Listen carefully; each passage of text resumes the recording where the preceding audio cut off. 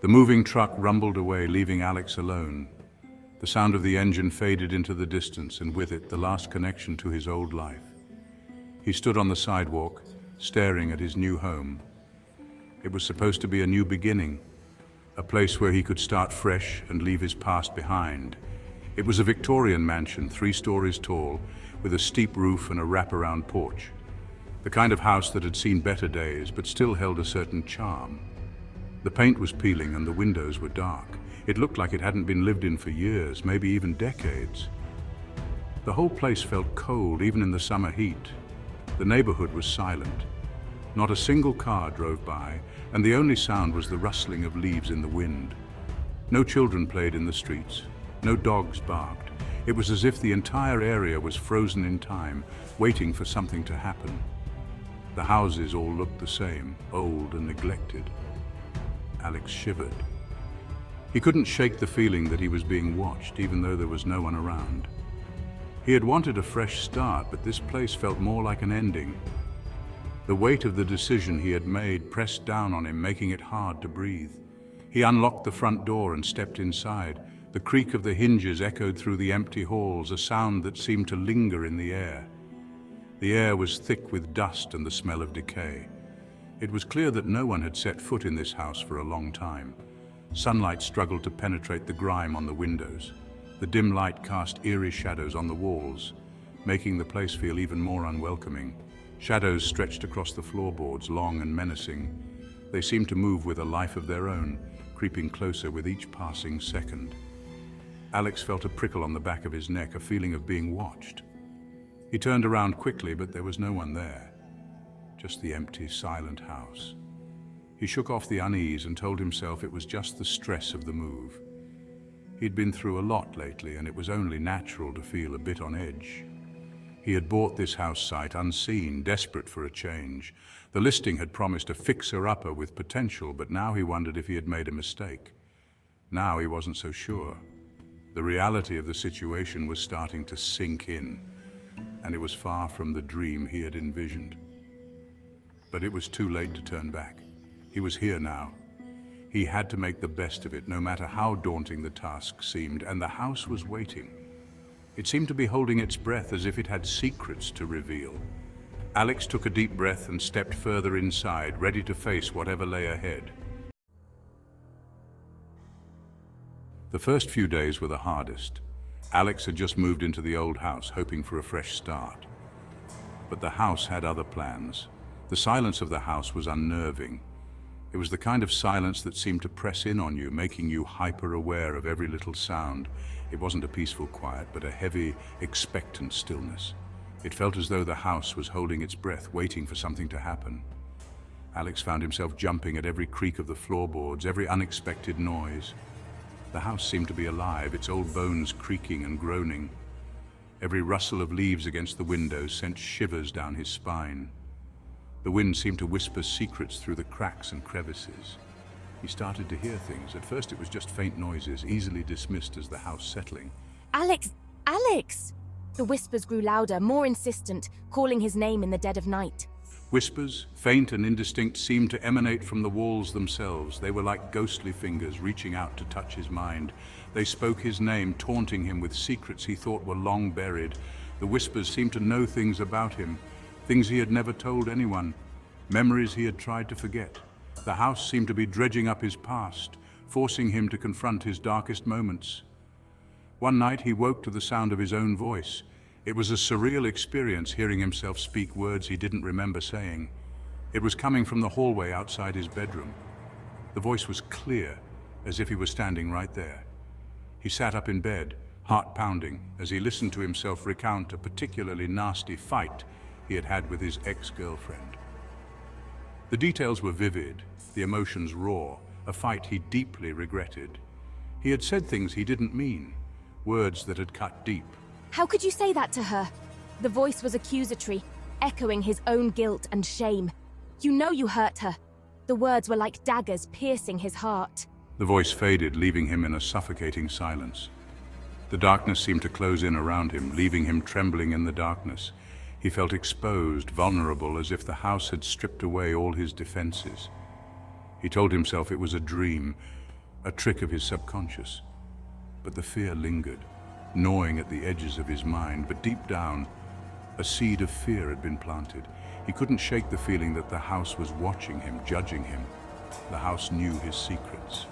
It was as if the walls had eyes and they had seen everything, and it was using them against him. The house had become a living nightmare, a place where his darkest fears came to life. The whispers grew louder, more insistent. They seemed to come from every corner of the house, echoing through the walls and seeping into his mind. They morphed into full-blown conversations, replaying his worst mistakes, his deepest insecurities. Each word was like a dagger, piercing through his fragile psyche. The house seemed to delight in tormenting him, reminding him of every time he had failed, every time he had hurt someone he loved. It was as if the walls themselves were alive, feeding off his despair. He tried to rationalize it, to explain it away as stress or sleep deprivation, but the more he tried to dismiss it, the more persistent the house became. But the truth was undeniable. The house was alive, sentient. It had a consciousness, a malevolent will of its own, and it fed on his guilt and shame. Every regret, every sorrow was like a feast for the house. One evening, while making dinner, he felt a cold breath on the back of his neck.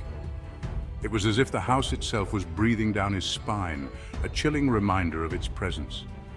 He turned to find the words, "I know what you did," scrawled across the kitchen wall in what looked like blood. The sight sent a shiver down his spine, his heart pounding in his chest. Panic surged through him. He stumbled back, knocking over a pot of boiling water. The steam rose in a cloud, obscuring his vision for a moment.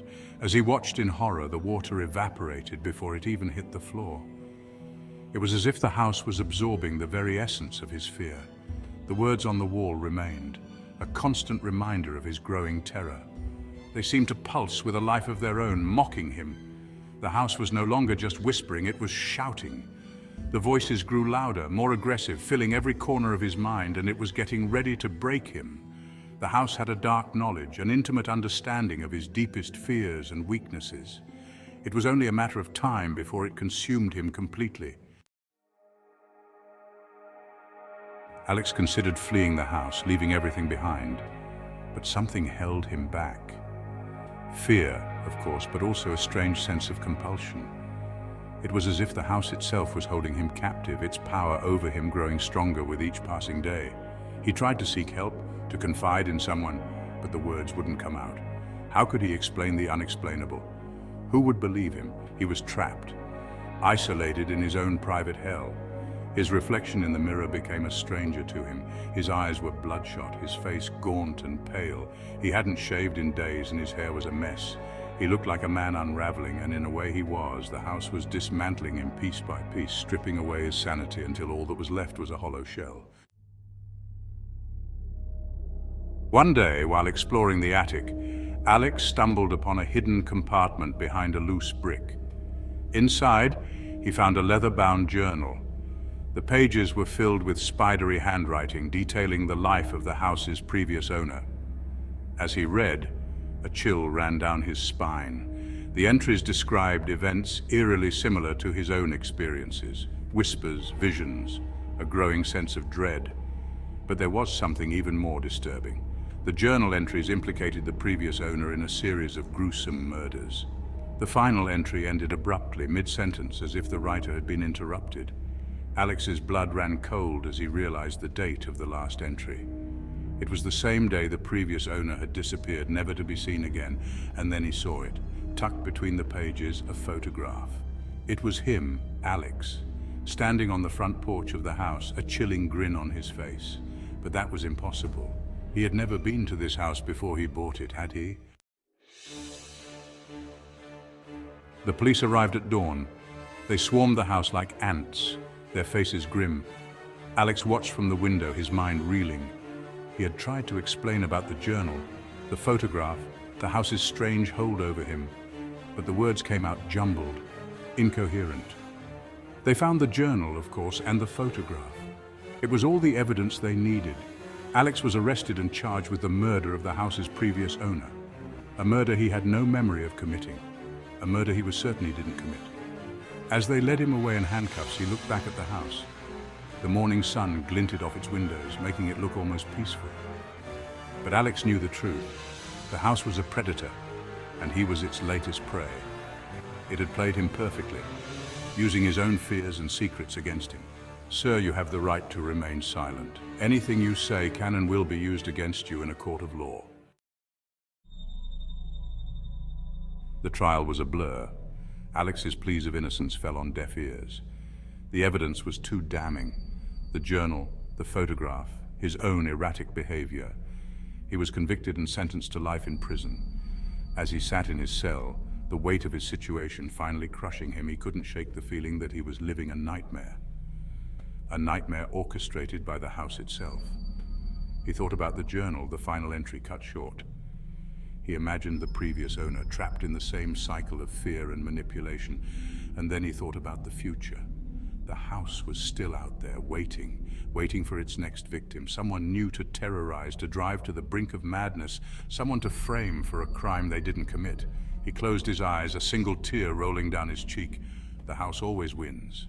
And this, as you can see, is a beautiful Victorian mansion with a lot of history. It's perfect. I'll take it, narrator. Don't forget to subscribe for more chilling tales.